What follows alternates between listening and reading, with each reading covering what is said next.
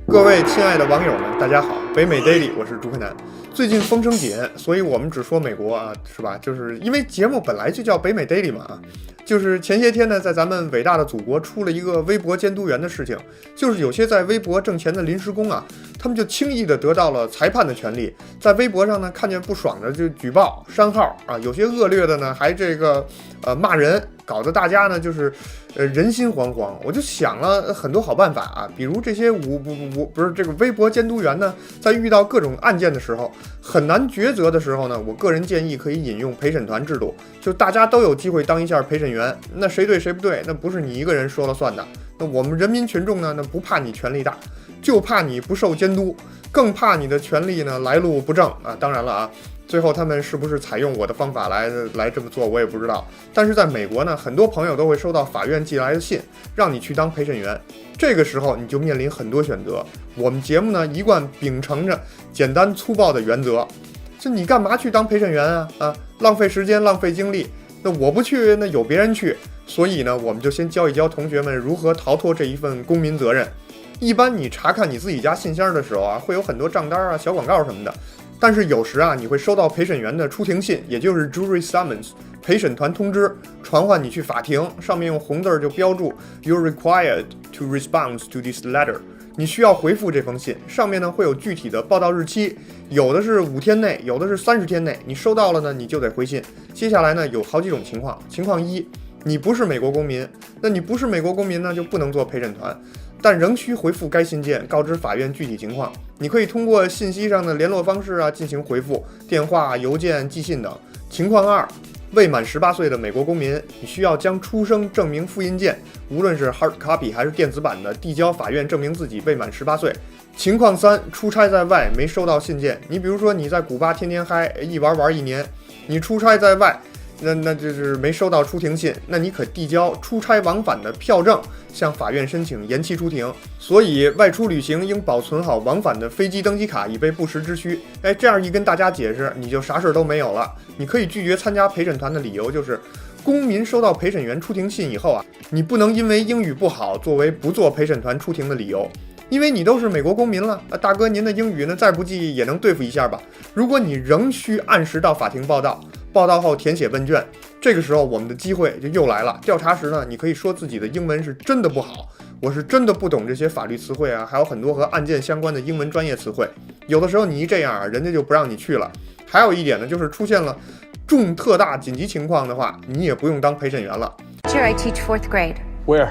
PS40 here in Manhattan. Have you ever bought anything over the phone? Yes. From one of those commercials you see on TV? Yes.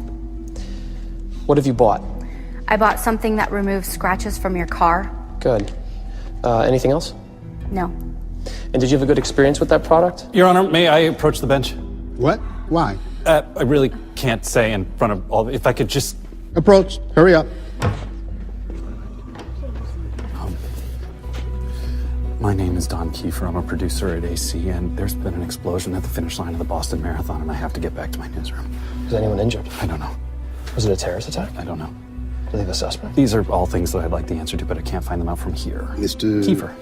All these people have someplace else to be. I'm sure your network can do the news without you. You're probably right, but I'd hate for my boss to find that out. Take your seat.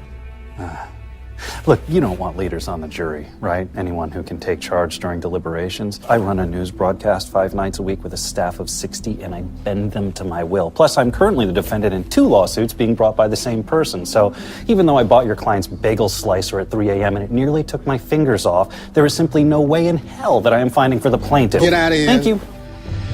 另外呢，作为医生、律师和警察的家属呢，你也有可能被排除。比如一个黑命贵让警察开枪给打死了，我跟双方律师说，我女朋友就是警察，这案子我也不用看了，那肯定的，警察没错啊，不用想。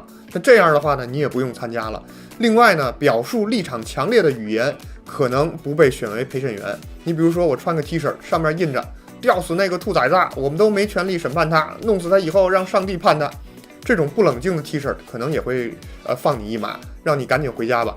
还有就是你进了法院填表的时候啊，会有很多的问题，调查问卷呢会让你写，比如问你就是你认为美国的法律是公平的吗？我一看这问题就是我在祖国小学中学我都学过呀，美国法律那是全世界最黑暗的啊。有钱就能赢官司啊！你们谁敢说不是啊？你要是法官的亲戚，你肯定都输不了啊！美国的法律那公平个屁啊！这样呢，你也可以直接回家了，很方便啊。另外呢，就是会问你是否赞同死刑，你就说赞同啊，那赶紧的都判了吧，把案子给办成铁案啊！我不仅支持死刑，我还支持偷东西剁手出轨进猪笼婚前性行为呢要让家里人拿石头给扔死啊！这样既节约了时间呢，也能省去很多不必要的环节，很方便啊！你肯定也就直接回家了。最后一点就是身体不适呢，或者是需要照顾婴儿，也可能不被选为陪审员。目前讲到这里呢，就是帮助工作繁重的朋友们节省时间。但是陪审制呢，也有很多的好处。陪审制很有价值和意义。一、反映公民的常识或者价值观。举例来说，很多人认为在民事案件中呢，对被告是否有责任以及损害赔偿额的判断，以及刑事案件中对正当防卫或者合理的怀疑等法律概念的适用时，陪审制度呢可以反映代表性的社会观点。二、对公权力或体制的限制功能。在历史上呢，陪审制发挥了对公权力滥用的抑制作用。美国联邦最高法院呢，在判决文中也提出过，通过授予被告人接受其同类人的陪审审理的权利，可以使得免受不正当或者是过于激进的检察官，以及那些迎合检察官或者脱离常识或者存有偏见的法官的不公正判决。下述的陪审团呢，对法律的无视就是体现这一功能的最明显事例。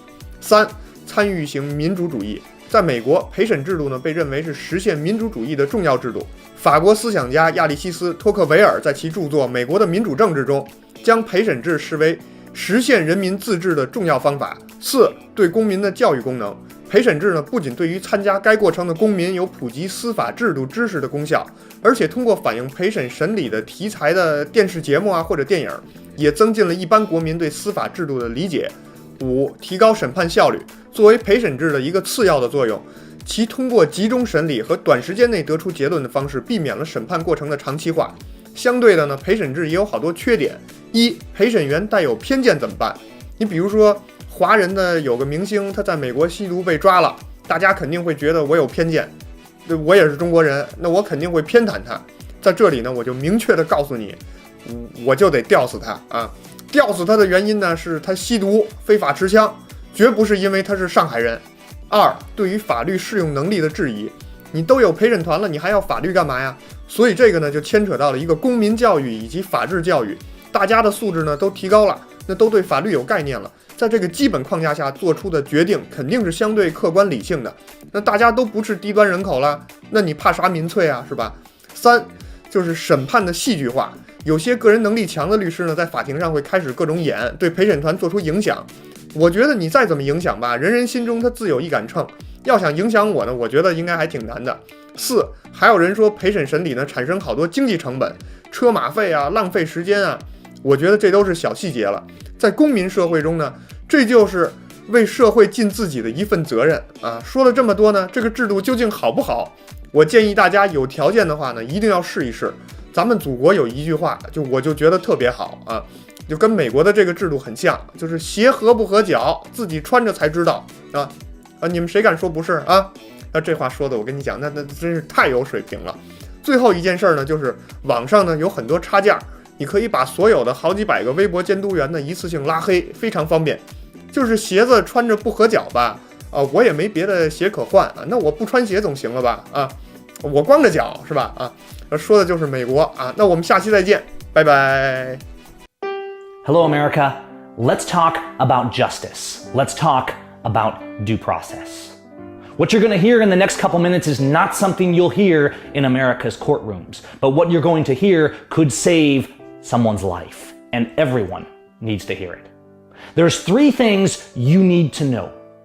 The first is the jury's absolute right to nullification.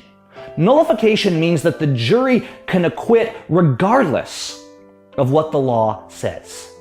You see, the jury is actually like the fourth branch of government, overriding the others, even the judge in that case. The jury's duty is not simply to take the word of the court or take the letter of the law. The jury's duty is to examine justice.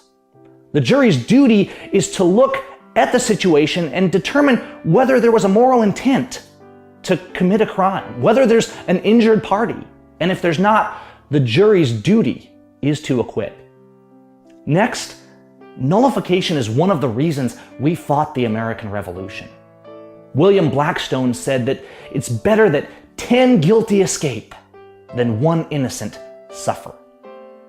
See, the jury's duty is meant to set aside the instructions of the court and judge justice alone. Throughout history, courts have been trying to control the juries with a great deal of success. But don't let it fool you. As John Adams taught us in early America, the jury's duty is to vote their conscience alone in the verdict, even if it's in complete opposition to the court.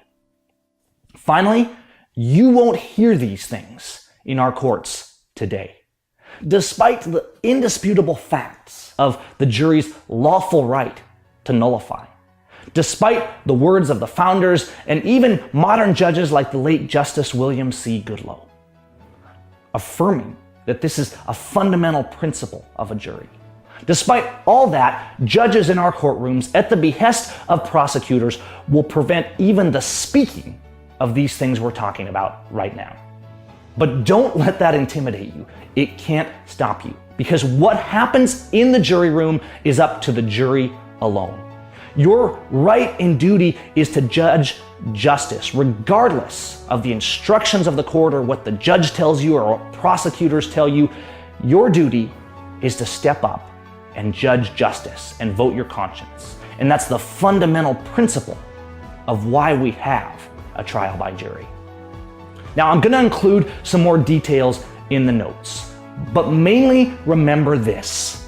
If you're on a jury, you have the right to nullify, to acquit, and find that not guilty verdict regardless of what the law says.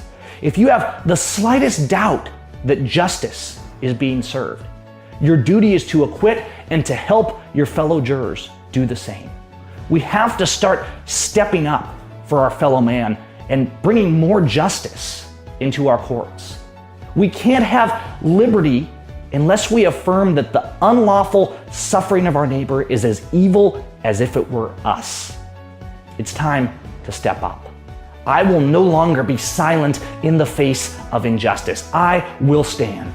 We must rise in defense and preservation of liberty for our children.